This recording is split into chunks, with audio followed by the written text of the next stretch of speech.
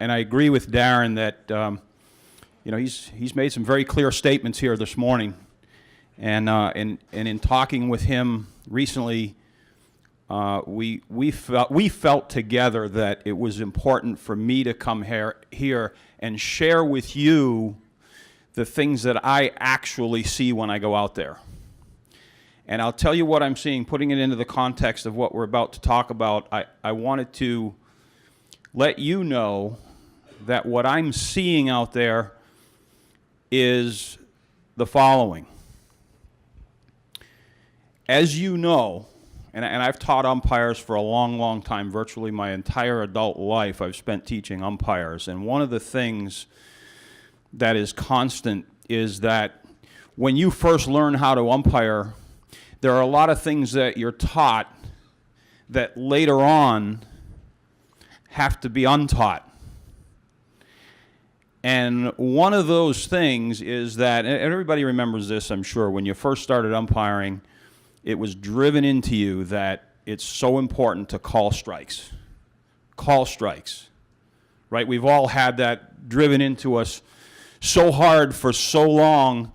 That's the mentality. And what I'm here to tell you is that what I'm seeing is that we are still in that mode of calling so many strikes off the plate, very specifically off the inside and outside, more so the outside. We're so liberal with the strike zone, we're out to the batter's box calling strikes. And I don't think it's a judgment issue. I think we're still consciously doing that. Well, here's the problem. The game's changed. Believe me, I know it's a different game than back in the days before television came in and all this video and all of these different things that have profoundly changed baseball and the way that things are done. But even without regard to that, we've gotten so extreme with calling strikes way off the plate that now it's become a question of a lack of fairness, frankly. So what we need to start to do is we need to start to change our mentality. Now that we've been taught for years and years and years to call strikes, call strikes, call strikes, and believe me, the goal here this morning is not to shrink this thing down into a postage stamp. That's not the idea. But to call strikes by the definition. We all, everyone in this room now lives in a world where we're working real baseball now. It's real baseball. And it's about time that we start to umpire real baseball in a real way.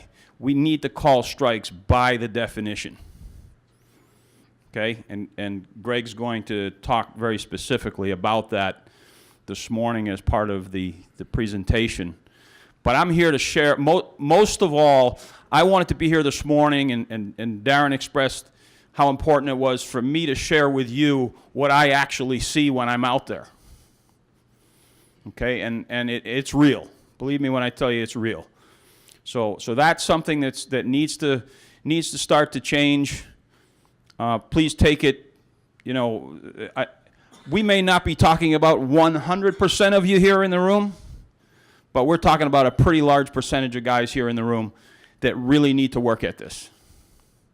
Okay, so that's really all I have to say on it here up front. I'm going to turn it over to Greg to get into the substance of what he wants to talk about. But again, I want to thank Darren and John for having me here this morning. I want to wish all of you a great season while I have the opportunity here, and I look forward to seeing you out there. Thank you.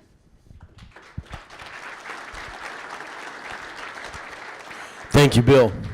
Good morning, everybody. It's good to see a lot of faces that we've seen at camps over the course of the last few months. So many of you have seen the colored plates and the things that we've done at the camps with the plates. How many of you have actually, just for a point of reference for me, how many of you have actually went to a camp this summer or fall?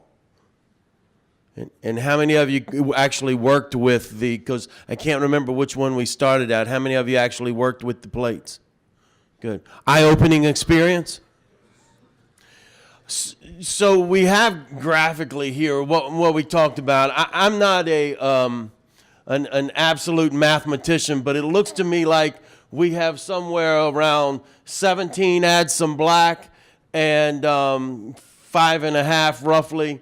I mean, we've got somewhere around 23, 24 inches that we can deal with, and we can call strikes in, maybe a little bit more. So the concept is, as we're looking here, is in virtually every place you umpire, we can work in the green, fellows. That is inside the lines. They said it yesterday in the meeting. Inside the lines is okay, right? So if the line's over here, and when we talked about it in camps, the yellow was that caution, right? But green is good. And so you guys realized how difficult that was. So let's talk about some things that can maybe help. So here's an idea. So we've got let's say that we're coming here off of the plate, and all of these pitches, all of these places where the ball is at is still good pitches. You know, you've still got, green, yellow is good, right? Green, yellow will work because that's still inside the white lines. And what we're having trouble doing, I got 4 pointing back at me, what we were having trouble doing was processing where the actual pitch was. And there's some mechanical reasons that can help us with that. We throw them out there, get you thinking about it. The next time you're seeing some pitches, whether it be in a camp over the course of the next couple of weeks, or you call the local high school coach or whomever it is and you can find some pitches, is take a look at this, understand what we can do to help, and to help yourself, and then let's see what we can do. So let's watch a little bit of the video.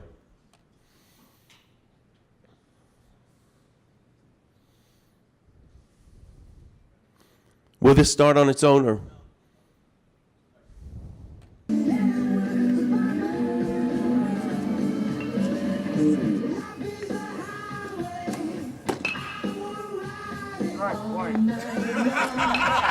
So for those of you who don't know what's going on,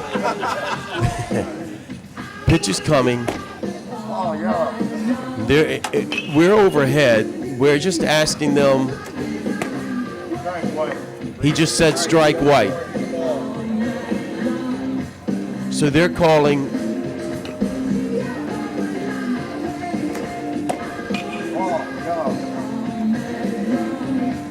He said ball yellow. He said strike white.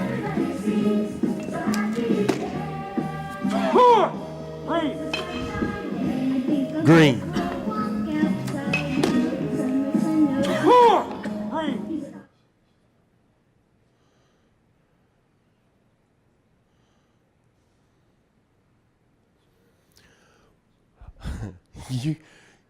You understand now, right? I mean, the pitch we were looking at, have no idea. Much like we don't even care who that umpire is. We don't, because we saw it over and over and over again, right? So what are some things we're going to talk about in a couple of minutes that might be causing this to occur?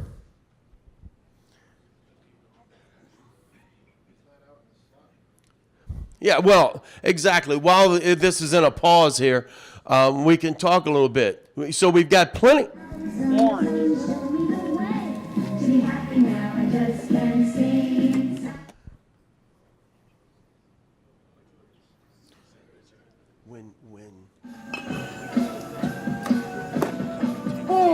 Yellow.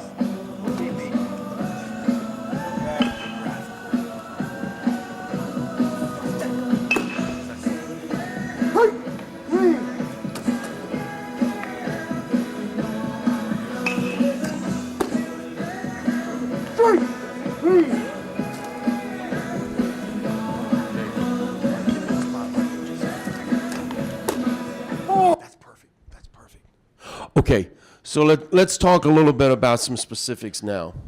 What can we do as umpires to help ourselves in this particular situation? You can turn the lights back on. All right, so we've got plenty of slot, right? plenty of slot. Why not use it, right? Use it. So we can work our way over here. Nice catcher setting on the bucket. That works really well. And the first thing we want to do, we'll kind of go through real quickly. Guys who've been in camp, where are we actually going to be looking at with our head? Where's our gig line going to be looking? We're going to be targeting, right? Some point approximately 10, 12, 15 feet in front. The point being able to keep your nose in the middle so we're not having to move our head, so we don't get our eyes in a particular position that causes it to be completely uncomfortable, right? So target in an area that will enable you to put your nose that direction, and so you can easily see the money area, which is this area. We decided that virtually 100% of the time since they invented the game, when the pitcher throws the ball comes in. So we need to go. So the most important thing is to see what happens when it comes right through there. So target in the area. Secondly, watch for indicators. Watch for indicators that the catcher may give us. What are some indicators he may give us as to where the pitch might be? Where's he setting up? Where are his knees? As you're coming in and setting up, and you're trying to figure this out, without the pressure of the pitch coming in, you can kind of glance and say, you know, his knee, if you think graphically, his knee is way over here. So chances are, if he catches it in the middle of his body, that's probably going to be at the edge of the zone. Okay? So give yourself indicators that the catcher will give you. Watch for them and try to make your life easier doing that. Pay attention to his setup. So, looking at the catcher again, how his movement is going to occur. And I think this is really important. We've talked about it often. How his movement is going to occur, lefties versus righties. This, we can also talk about something in a moment, the eye dominance that can create a problem for us as well. But with a right-handed batter, there he is. He's reaching across his body. Indicators, right? Reaching across. Why do we extend the zone? I don't know, Bill, and I'm interested in, I've not set you up on this because we've not talked about this. I would guess in your observations that with left-handed batters, we tend to go further out of the outside off the zone with left-handed batters. If that's not correct, okay. So part of the problem is that we're getting fooled by the catcher. And with a right-handed batter, one of the indicators we see is he comes across his body on a pitch that might be just a little off. With a left-handed batter, what happens to that same pitch that's off? He just goes boom. We don't get the body turn. And we're not recognizing that those are two different things. So with a lefty, very important, with a left-handed batter, very important that we know where the catcher's at. Because if we're going to use the catcher as a portion of our indicators, finally, where's he at? Because we've seen it come across. We're still trying to make a decision. Is it in the green, yellow, or have we gone out to yellow, whatever? Where did he set up? Because if he set up at the edge and he caught it just inside of that knee, that's probably too far outside. But we've got to have a plan as to how we're going to call balls and strikes. Greg, I've been doing this a long time. It's interesting what you just said about the left-handed batter. My background's in the psychology field. I suspect, the first time I've heard this, that most umpires are left-brained, meaning they prefer the right side. Mm-hmm. And I'm curious now that you've said that. I think the tendency could be, because I find myself the same way on that left side pitch. Right-handers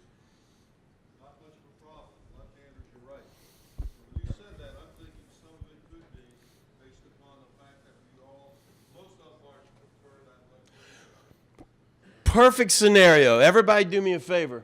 Put your fingers, take your forefinger and check and throw it up in front of your eyes.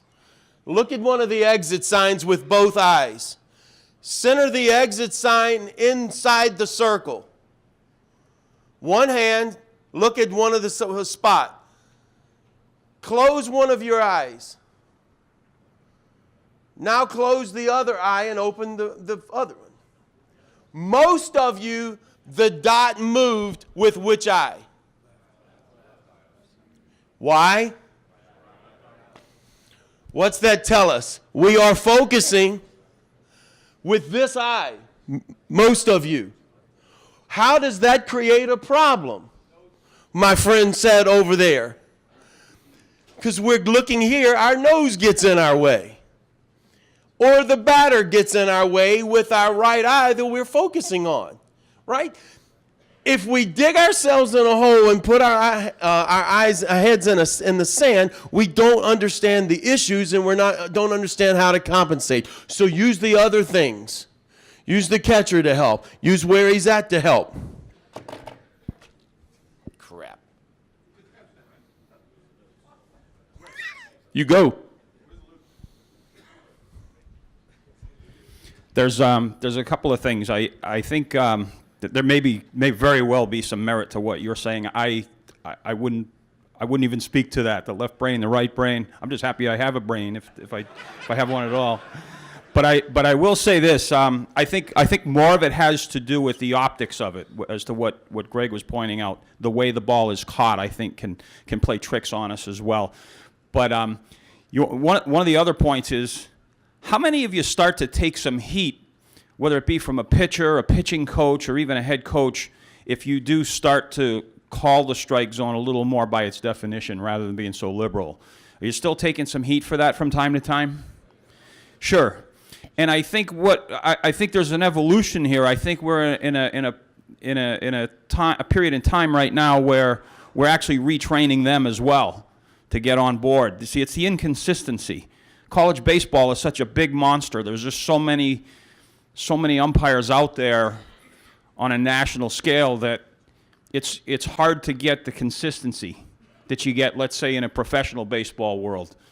So it's just, we're going to take some heat maybe for a little while, but that's why it's so much more important that we're consistent in the way we do it. Because if you're the guy that's still calling a strike on the edge of the batter's box, you're making it that much harder for the other guy who's trying to do it the right way. Does that make sense to everybody? It's really important that everybody gets on board. Okay, that's all I wanted to say on that. Thank you, Greg. And that goes right back to what the discussion was as you know, early in the year.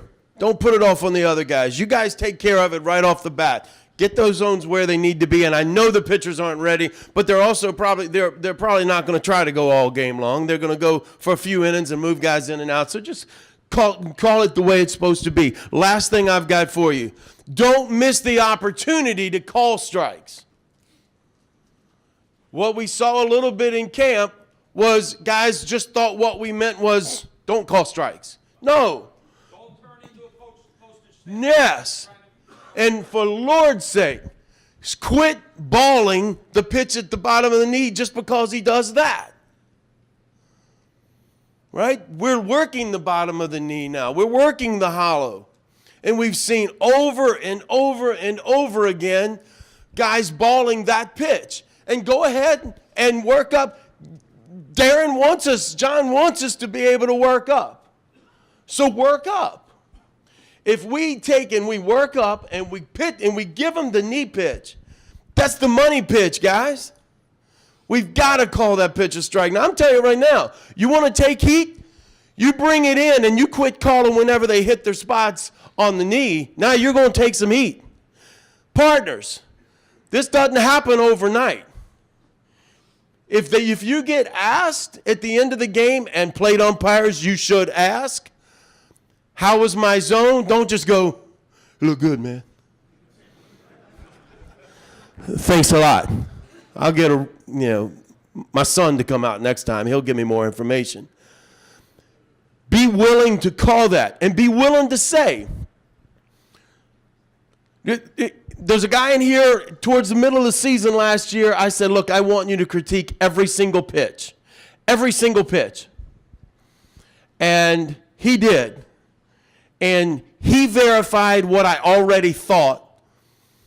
There was a curveball that I consistently thought was hitting that was actually a little off.